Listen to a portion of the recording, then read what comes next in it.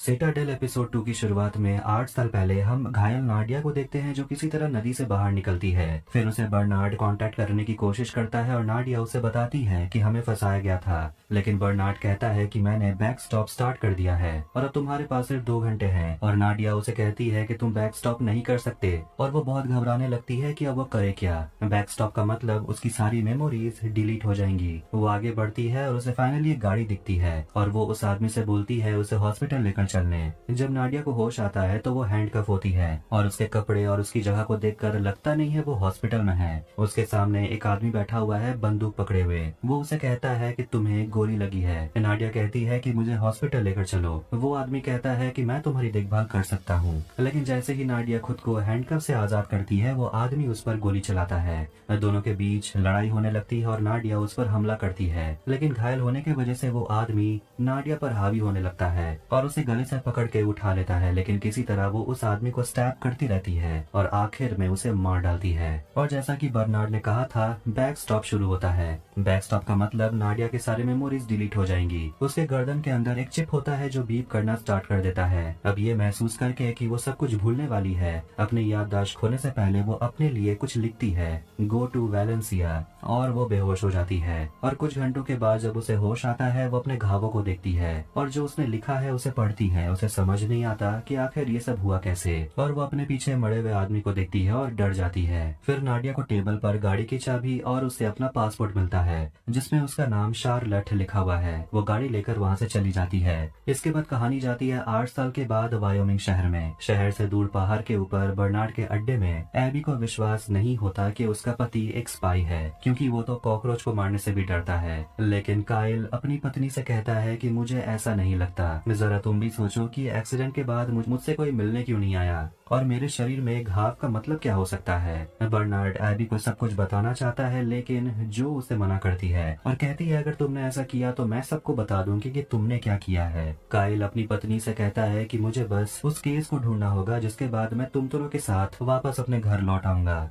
दोनों गले लगते हैं और बर्नार्ड काइल को बुलाता है। जाने से पहले काइल अपनी बेटी को गले लगाता है और अपनी पत्नी से भी वादा करता है कि वो जरूर लौटेगा। इसके बाद काइल और बर्नार्ड वहाँ से एक साथ निकल जाते हैं और वो दोनों पहुँचते हैं न्यूयॉर्क एक बिल्डिंग के बाहर, जहाँ बर्नार्ड बताता है कि इस बिल्डिंग के टॉप फ्लोर पर मैंटिकोर का सीक्रेट लैब है और सिटाडेल का एक्स फाइल उसी लैब में होगा। लेकिन बर्नार्ड ने एक अच्छा काम ये भी किया है कि उसने मेसन यानी कि काइल के बायोमेट्रिक्स को मैंटिकोर के सिस्टम में डाल दिया है, जिससे उसे अंदर जाने में आसानी होगी। जाने से पहले बर्नार्ड मेसन से कहता है कि रिंग निकाल दो। मेसन प्लान के बारे में और जानना चाहता है, लेकिन बर्नार्ड उसे कहता है कि तुम्हें इससे ज्यादा जानने की जरूरत नहीं है, मैं तुम्हें गाइड करूंगा, बस तुम्हें मेरी बात सुनना है और काम हो जाएगा। वो उसे कपड़े बदलने को कहता है, जिसके बाद वो बिल्डिंग में एंटर करता है और बायोमेट्रिक आसानी से पार कर लेता है। बर्नार्ड उसे कहता है कि स्माइल मत करो, तुम जासूस हो। बर्नार्ड उसे आगे बताता है कि सेकंड लेवल पर जाओ और उसे केस के बारे में बताता है कि उसमें टोटल 7 लॉक हैं, 4 को खोल दिया गया है, लेकिन तभी उसे पता चलता है कि 5वां भी खुल गया है।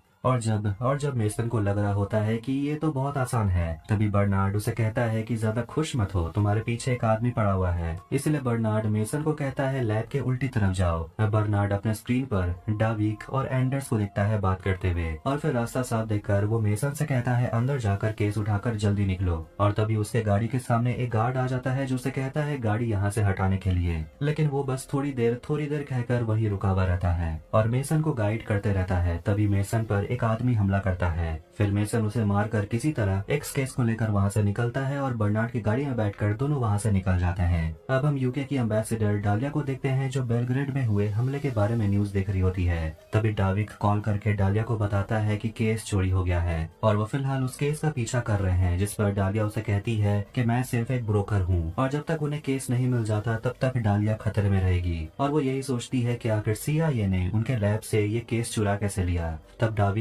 कहता है कि ये CIA नहीं था, वो मेसन था, मैंने देखा है उसे।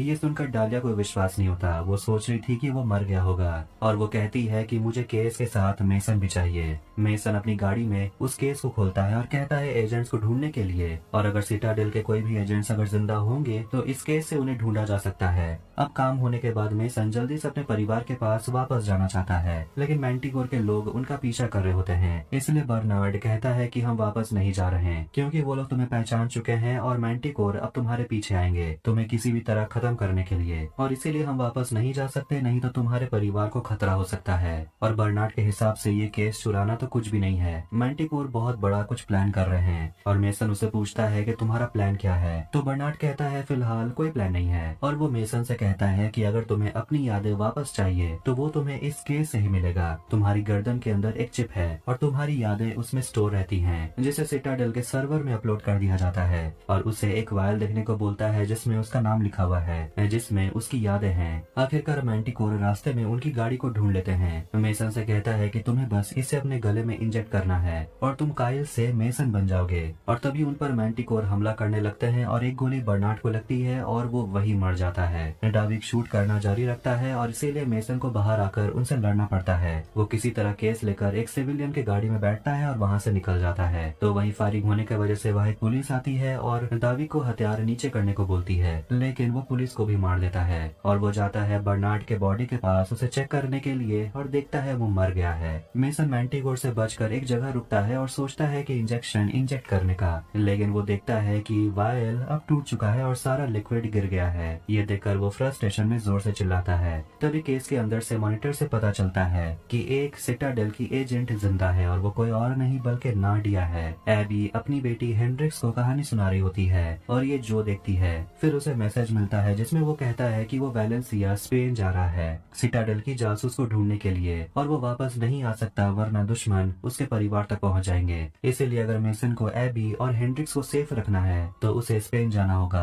अब हम मेसन को वैलेंसिया स्पेन में देखते हैं जहाँ लोग एक फेस्टिवल सेलिब्रेट कर रहे होते हैं। वो एक रेस्टोरेंट में पहुंचता है और वो नाडिया से टकराता है और मेसन देखता है ये तो वही उसकी विजन वाली औरत है। और वो नाडिया से कहता है तुम्हारा नाम नाडिया है, जिस पर वो औरत कहती है कि मैं आपको जानती नहीं, शायद आपको कोई गलतफहमी हुई है। फिर वो 8 साल पहले इटली में जो हुआ उसके बारे में बोलने लगता है। वो मेसन को लेकर पीछे किचन में जाती है और बताती है कि जब उसे होश आया तो पहले से एक आदमी उसके पास मरा हुआ था और मैंने उसे नहीं मारा। मेसन को समझ नहीं आता कि आखिर वो बोल क्या रही है और उसे कहता है मैं पुलिस नहीं हूँ। जिस पर नाडिया से पूछती है तो तुम हो कौन? मेसन कहता है मैं एक जासूस हूँ, मेरा नाम मेसन है। ये सुनकर नाडिया घबराने लगती है और कहती है कि तुम मेरे रास्ते से हट जाओ, लेकिन मेसन उसे याद दिलाने लगता है सिटाडेल के बारे में, एक्स केस के बारे में। वो बर्नार्ड का नाम लेता है लेकिन नाडिया कुछ भी सुनने को तैयार नहीं है, इसलिए उसे याद दिलाने के लिए वो उस पर चाकू फेंकता है, ये सोचकर कि वो कैच कर लेगी, लेकिन वो नहीं करती और वो खुद को बचाने के लिए चाकू उठा लेती है और कहती है मेरे नजदीक मत आना। लेकिन मेसन उसके नजदीक जाता है और उसके चेहरे को स्कैन करके केस को खोलता है और अंदर स्क्रीन पर वो नाडिया का तस्वीर उसे दिखाता है, जिसे देखकर नाडिया को यकीन नहीं होता कि वो एक स्पाई थी। डाविक मेसन को फॉलो करते हुए रेस्टोरेंट तक पहुंच जाता है। तो वहीं किचन में मेसन नाडिया से कहता है कि जिस इंजेक्शन में तुम्हारा नाम लिखा हुआ है उसे अपने गर्दन पर इंजेक्ट करो, तुम्हें सब कुछ याद आ जाएगा।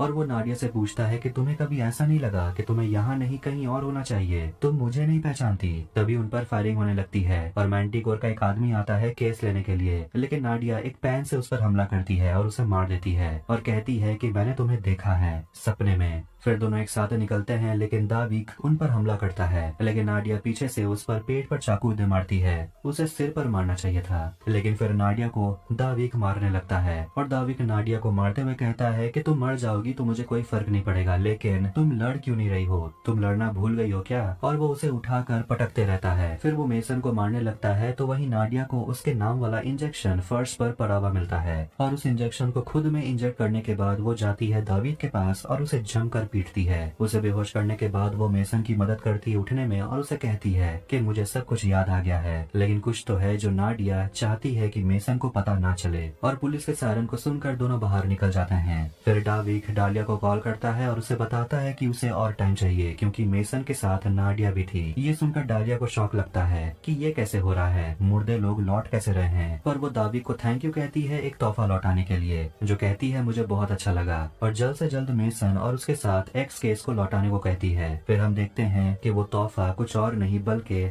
बर्नार्ड है जो जिंदा है, और डालिया अब बर्नार्ड से सिटाडेल के सारे राज उगलवाने वाली है। और इसी के साथ सिटाडेल एपिसोड 2 यही एंड होती है। वीडियो पसंद आया तो वीडियो को लाइक करें, चैनल को सब्सक्राइब करें। मिलते हैं नेक्स्ट वीडियो में। Take care.